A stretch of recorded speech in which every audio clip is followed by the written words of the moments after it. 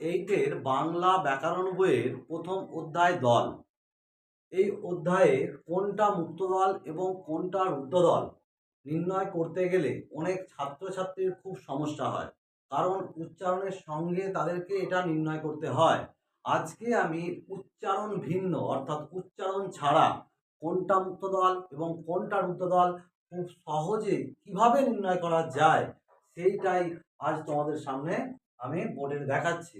তোমরা ভিডিওটা যদি শেষ পর্যন্ত দেখতে পারো, অবশ্যই ভরসা রাখতে পারো যে দল নির্ণয়ে আর তোমাদের কোনো ভুল হবে না। ঠিক আছে, যাক, দল বিষয়টা কি আমরা সকলেই জানি, অর্থাৎ একটা যেটা দল বলতে বোঝায় এক ঝোঁকে একটা শব্দের যতটুকু অংশ উচ্চারণ করা যায় তাকেই দল বলে। তার দুটো ভাগ, একটা মুক্ত দল আর রুদ্ধ দল। দেখো আমি লিখেছি আমার, আ মার, তার দুটো ঝোঁক, দুটো ঝোঁকে মানে দুটো দল হয়, আ একটা দল, মার একটা দল। তেমনই গ্রামবাসী, গ্রামবাসী তিনটা দল। কিন্তু এটা নির্ণয় করা খুব কঠিন কাজ নয়, এটা তোমরা কম বেশি সকলেই পারো। কিন্তু কোনটা মুক্ত দল কোনটা রুদ্ধ দল নির্ণয় করতে গিয়ে নানান সমস্যায় পড়ে যাও। সেই সমস্যা দূর করতে একটু ভিডিওটা দেখলেই তোমরা সেই সমস্যা থেকে মুক্তি পাবে। দেখো, বর্ণের দুটো রূপ হয়, তবে সব বর্ণের নয়। অ থেকে একেবারে চন্দ্রবিন্দু চাঁদ পর্যন্ত বর্ণগুলোর বেশ কয়েকটি বর্ণ আছে, তার দুটো রূপ হয়, একটা পূর্ণরূপ আর একটা হচ্ছে সংক্ষিপ্ত রূপ। পূর্ণরূপ দেখো আ, এটাকে আমরা আকার হিসাবে যখন লিখি তখন ওটা সংক্ষিপ্ত রূপ হয়ে গেল। রি যখন আমরা এইভাবে লিখি তখন এটা হচ্ছে পূর্ণরূপ, আর যেটা এইভাবে লিখি সেটা হচ্ছে সংক্ষিপ্ত রূপ। তেমনি র, এটা হচ্ছে পূর্ণরূপ, এই রেপ বা রফলা, এই র হচ্ছে পূর্ণরূপ, রেপ আর রফলা হচ্ছে সংক্ষিপ্ত রূপ। ঠিক হস্যই, এটা পূর্ণরূপ আর এটা হচ্ছে সংক্ষিপ্ত রূপ। আমাদের এই সংক্ষিপ্ত রূপগুলো নিয়ে কোনো কাজ নেই, আমার কাজ হচ্ছে পূর্ণ রূপ নিয়ে। কিরকম? সূত্র, দুটো সূত্রের মধ্যে সম্পূর্ণ শিখে যাবে। 1 নম্বর সূত্র, পূর্ণরূপে পূর্ণরূপে যদি একটি বর্ণ থাকে সেটা হবে, থাকে তাহলে সেটা হবে মুক্ত দল। পূর্ণরূপে একটি বর্ণ থাকতে হবে, একটা দলের মধ্যে পূর্ণরূপে একটি বর্ণ থাকতে হবে, সেটা হয়ে যাবে মুক্ত। আর একের বেশি থাকলেই সেটা হয়ে যাবে রুদ্ধ। কোনো উচ্চারণ করার দরকার নেই, দল ভেঙে ফেলার পর আমার এই সূত্র প্রয়োগ করলে সব ক্যালকুলেট হয়ে যাবে। দেখে নাও, ব্যাপারটা আরেকটু বলি। যেমন আমি বলি আমি, আ মি, দুটো দল। আ পূর্ণরূপে আছে, ময়ে একটা পূর্ণরূপ একটা পাচ্ছি ম। আমার এই এই রূপগুলোর কোনো দরকার নেই, আমি বলেছি, তাহলে একটা পাচ্ছি। তাহলে এখানে কিন্তু দুটোই পেয়েছি একটা একটা, সেই জন্য এটা হয়ে গেছে মুক্ত দল। আবার ধরি প্রকাশ, প্রকাশ, দেখো পূর্ণরূপে এখানে প কে পাচ্ছি, সেই জন্য এইটা হয়ে গেছে মুক্ত।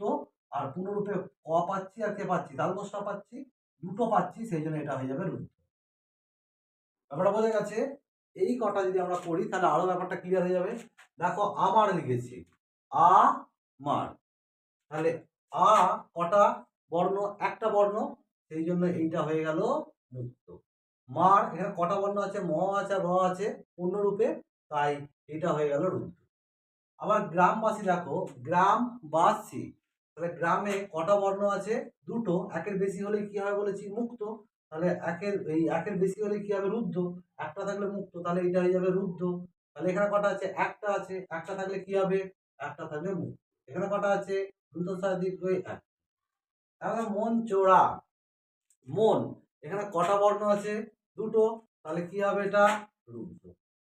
চোর, চো কটা, একটা, রা কটা, একটা, এটা হবে চন্দ্রবদনা, চন্দ্রবদনা, এখানে আমরা দেখতে পাচ্ছি দুটো বর্ণ আছে, তাই এটা হয়ে গেল রুদ্ধ। এখানে দেখতে পাচ্ছি শুধু দ, পূর্ণরূপে কে আছে, শুধু দ আছে, তাই এটা হয়ে গেল মুক্ত। ব পূর্ণরূপে এটাও মুক্ত, দ মুক্ত, দন্ত ন মুক্ত। বাস যাত্রী, এখানে পূর্ণরূপে দুটো দেখতে পাচ্ছি, ব আর দন্তস্ব, সেই জন্য এটা রুদ্ধ। যাত্রী এটা পূর্ণরূপে একটা, সেই জন্য এটা হয়ে যাবে মুক্ত, যার তয় রফলা এও একটা, সেই জন্য এটা হয়ে যাবে মুক্ত। কারণ তয়ের সঙ্গে রফলা যোগ হয়েছে, এটা পুনরূপ কি আছে, ত প্লাস রফলা, এই রফলাটা যোগ হয়েছে, এটা মানে র। ঠিক আছে, তা আমরা তকে পাচ্ছি, সেই জন্য এটা হয়ে গেল একটা মুক্ত। দাও, এখানে পূর্ণরূপে কটা আছে, এখানে দুটো আছে, ও একটা গোটা আর দ একটা গোটা, তাহলে তো এটা অবশ্যই রুদ্ধ। এখানেই আমার বলার, তোমাদের ব্যাকরণ বইয়ে দেয়া আছে যে দলের শেষে স্বরধ্বনি থাকে তাকে বলা হয় মুক্ত দল। আমার মনে হয় বইটাতে কিছুটা ভুল আছে।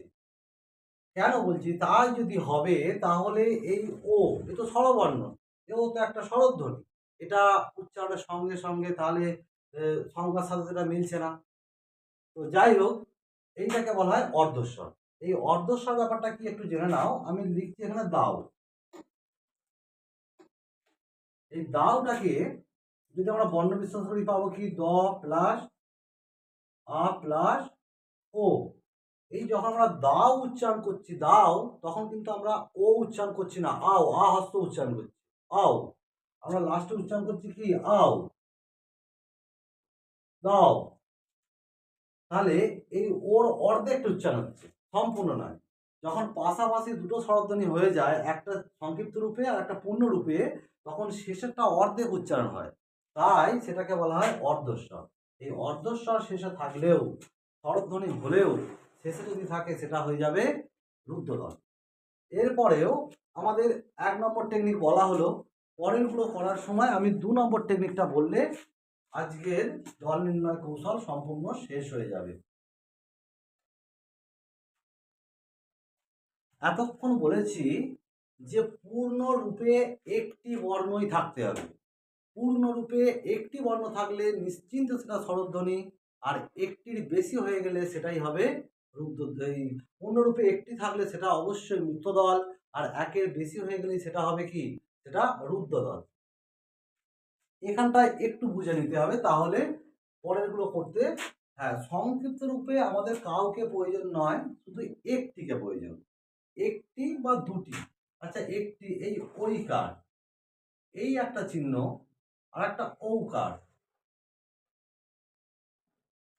এটা হচ্ছে ঐকার আর এটা হচ্ছে এদের সংক্ষিপ্ত রূপ। এর সংক্ষিপ্ত রূপ এটা, এর সংক্ষিপ্ত রূপ এটা। যদি বর্ণ একটি আছে, তার শেষে ঐকার বা ঔকার যুক্ত আছে, সেটা কিন্তু রুদ্ধ দল হবে। এইটুকুই শুধুমাত্র সূত্রের মধ্যে পরিবর্তন, কোনো সংক্ষিপ্ত রূপের দরকার নেই। শুধুমাত্র ঐকার আর ঔকার যদি থাকে, আগের সূত্র অনুযায়ী যদি একটা বর্ণের সঙ্গে এরা থাকে, তাহলে সেটার মুক্ত হবে না, সেটা রুদ্ধ হয়ে যাবে। দেখো এখানে করলেই বোঝা যাবে। আ শৈশব, আ শৈশব, আ কটা, একটা, তাই এটা নিঃসন্দেহে কি হবে, মুক্ত। সই, এটা একটা, কিন্তু এর সাথে ওই কার্য আছে, তাই এটা হয়ে যাবে রুদ্ধ। সব কটা দুটো, তাহলে এটা হয়ে যাবে রুদ্ধ। ভই, ভই একটা, কিন্তু ওর সাথে কি যোগ আছে, ঐকার যোগ আছে, এই যে ঐকারটা যোগ আছে, তাই এটা হয়ে গেল কি, এটা হয়ে গেল রুদ্ধ। আর এই যে দুটো আছে, এটা হয়ে গেল কি। আশা করি তোমরা মুক্ত দল এবং রুদ্ধ দল উচ্চারণ ছাড়াই শিখে গেলে। একমাত্র আমি প্রথম এইভাবে মুক্ত দল এবং রুদ্ধ দল করা শেখালাম, যেখানে তোমাদের কোনো উচ্চারণের প্রয়োজন নেই, অথচ নিশ্চিন্তে তোমরা পরীক্ষার খাতায় ঠিক করে আসতে পারবে। তাই ভিডিওটা যদি ভালো লেগে থাকে, অবশ্যই লাইক শেয়ার করবে। তোমরা লাইক শেয়ার করলে আমি আরও নতুন করে চিন্তা ভাবনা করতে পারবো, যাতে আরও ভালো করে তোমাদের পরে ভিডিওটা দিতে পারি। ঠিক আছে, আজ এখানেই শেষ করলাম।